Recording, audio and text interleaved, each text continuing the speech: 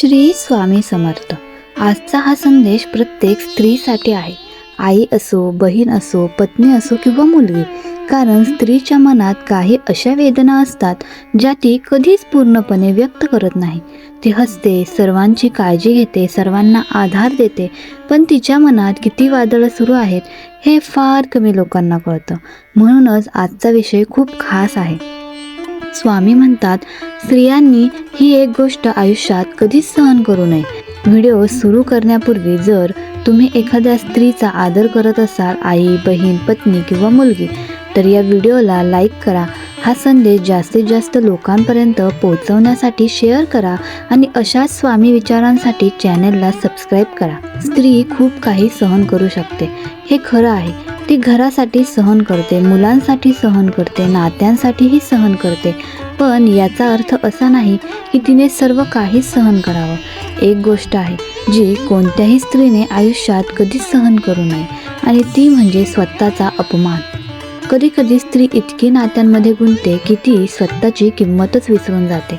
लोक तिच्यावर आवाज चढवतात, तिच्या भावनांची थट्टा करतात, तिला कमी लेखतात आणि ती गप्प राहते, कारण तिला वाटतं घर टिकावं, नातं टिकावं। पण एक प्रश्न आहे, जर रोज रोज एखाद्या फुलाच्या पाकळ्या तोडल्या तर एक दिवस फूल उरेल का?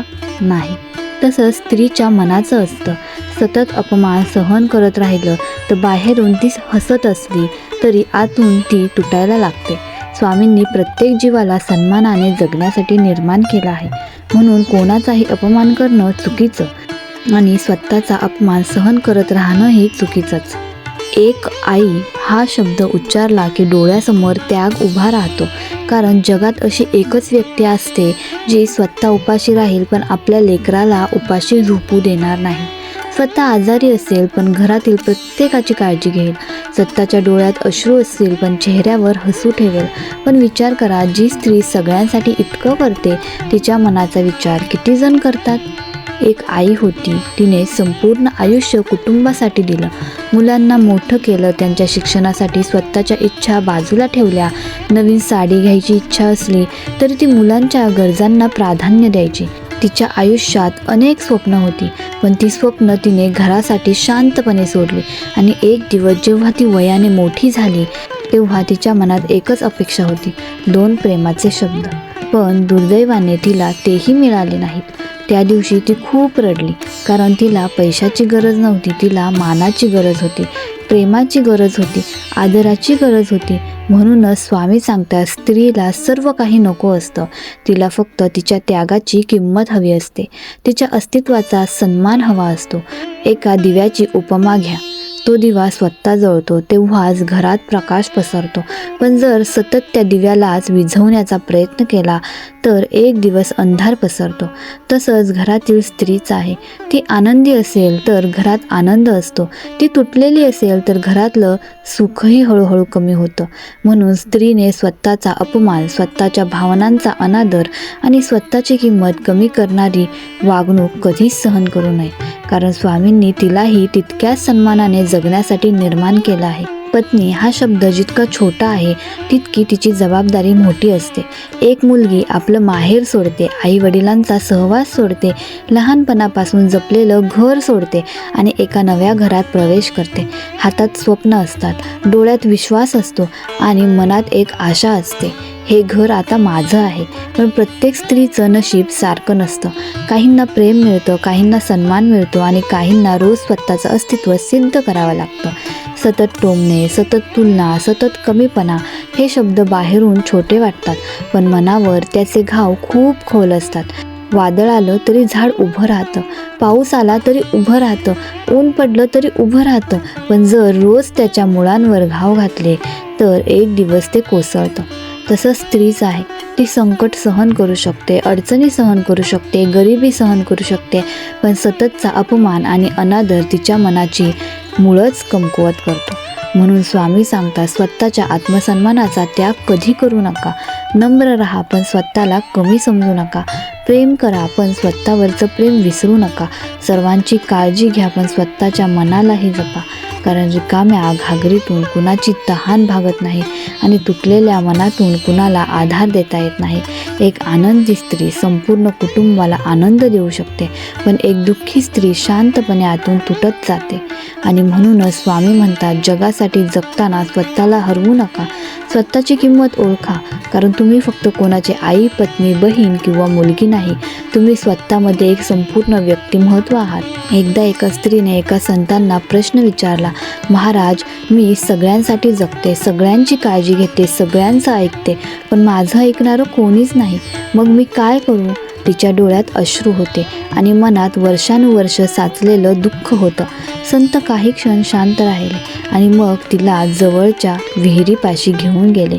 त्यांनी विहिरीत डोकावून पाहायला सांगितलं. ती पाहू लागली. पाणी स्वच्छ होतं, त्यात तिचाही चेहरा दिसत होता. संत म्हणाले, तुला काय दिसतंय? ती म्हणाली, माझा चेहरा. संत हसले आणि म्हणाले, जगाकडे पाहण्यात तू इतकी व्यस्त झालीस की स्वतःकडे पाहणंच विसरलीस. हे ऐकताच तिच्या डोळ्यांतून अश्रू वाहू लागले, कारण तेच सत्य होतं. अनेक स्त्रिया आयुष्यभर सगळ्यांची काळजी घेतात, पण स्वतःच्या मनाची काळजी घ्यायला विसरतात. स्वतःच्या आनंदाला महत्त्व द्यायला विसरतात. स्वतःच्या भावना दाबून ठेवतात आणि हळूहळू त्यांना वाटायला लागतं की त्यांची किंमतच नाही. पण स्वामी सांगतात, हे चुकीचं आहे. कारण स्वतःवर प्रेम करणं म्हणजे स्वार्थ नाही, स्वतःचा सन्मान राखणं म्हणजे अहंकार नाही, स्वतःच्या मनाचा विचार करणं म्हणजे चुकीचं नाही. एक दिवा दुसऱ्यांना प्रकाश देऊ शकतो, पण त्याच्यात तेलच नसेल तर तो किती वेळा प्रकाश देणार? तसंच स्त्रीचं आहे. तिने स्वतःचं मन जपलं, स्वतःची किंमत ओळखली, तरच ती इतरांना खऱ्या अर्थाने आधार देऊ शकते. म्हणून आज जर एखादी स्त्री हा संदेश ऐकत असेल तर तिने एक गोष्ट लक्षात ठेवावी, तुमचं मनही महत्त्वाचं आहे, तुमच्या भावना महत्त्वाच्या आहेत, तुमचा सन्मान महत्त्वाचा आहे आणि कोणत्याही नात्यासाठी, कोणत्याही व्यक्तीसाठी स्वतःचा आत्मसन्मान गमावू नका. कारण स्वामींच्या दृष्टीने तुमची किंमत खूप मोठी आहे. आणि आता आजच्या या संदेशाचा सर्वात महत्त्वाचा भाग, जर तुम्ही एक स्त्री असाल तर हे शब्द मनात कायमचे जपून ठेवा. तुम्ही कमकुवत नाही, तुम्ही फक्त खूप सहनशील आहात आणि अनेक वेळा लोक तुमच्या सहनशीलतेलाच तुमची कमजोरी समजतात. पण त्यांना माहीत नसतं की ज्या स्त्रीच्या डोळ्यात अश्रू असतात त्या स्त्रीच्या मनात डोंगरासारखं सामर्थ्यही असतं. आईला बघा, ती स्वतः तुटलेली असली तरी लेकरांसाठी हसते. मुलीला बघा, ती कितीही दुःखी असली तरी आई वडिलांना काळजी वाटू नये म्हणून हसून बोलते. पत्नीला बघा, ती स्वतःच्या अनेक इच्छा बाजूला ठेवून संपूर्ण घरासाठी जगते. म्हणूनच स्त्रीची तुलना नेहमी नदीशी केली जाते. नदी स्वतःचा मार्ग बनवत पुढे जाते. कितीही खडक आले, कितीही अडथळे आले तरी ती थांबत नाही. पण याचा अर्थ असा नाही की प्रत्येकजण त्या नदीत दगड टाकत राहावा. तसं स्त्रीचं आहे, ती सहनशील आहे, पण तिला वेदना होत नाहीत असं नाही. ती शांत असते, पण तिच्या मनात भावनांचं वादळ नसतं असं नाही. ती हसते, पण तिला दुःख नसतं असं नाही. म्हणून स्वामी सांगतात, स्त्रीने आयुष्यात एक गोष्ट कधीच सहन करू नये, ती म्हणजे स्वतःचा अपमान आणि स्वतःची किंमत विसरणं. कारण ज्या दिवशी स्त्री स्वतःची किंमत ओळखते त्या दिवशी तिचं संपूर्ण आयुष्य बदलायला सुरुवात होते. आज जर तुम्ही दुःखी असाल तर लक्षात ठेवा, स्वामी तुमचं दुःख पाहत आहेत. आज जर तुम्हाला कोणी समजून घेत नसेल तर लक्षात ठेवा, स्वामी तुमच्या मनातील प्रत्येक भावना जाणतात. आणि आज जर तुम्ही स्वतःला एकटं समजत असाल तर लक्षात ठेवा, स्वामींचा हात तुमच्या पाठीशी आहे. म्हणून रडू नका, स्वतःला कमी समजू नका आणि कोणासाठीही स्वतःचा सन्मान गमावू नका. कारण तुम्ही अमूल्य आहात. तुमची किंमत कोणाच्या वागण्याने ठरत नाही, ती स्वामींनी दिलेल्या तुमच्या अस्तित्वाने ठरते. जर हा संदेश तुमच्या मनाला स्पर्श करून गेला असेल तर व्हिडिओला लाईक करा. अशाच अनेक स्त्रियांपर्यंत हा संदेश पोहोचवण्यासाठी शेअर करा आणि स्वामींच्या विचारांशी जोडलेले राहण्यासाठी चॅनेलला सबस्क्राईब करायला विसरू नका. पुन्हा भेटू एका नव्या मनाला स्पर्श करणाऱ्या संदेशासोबत.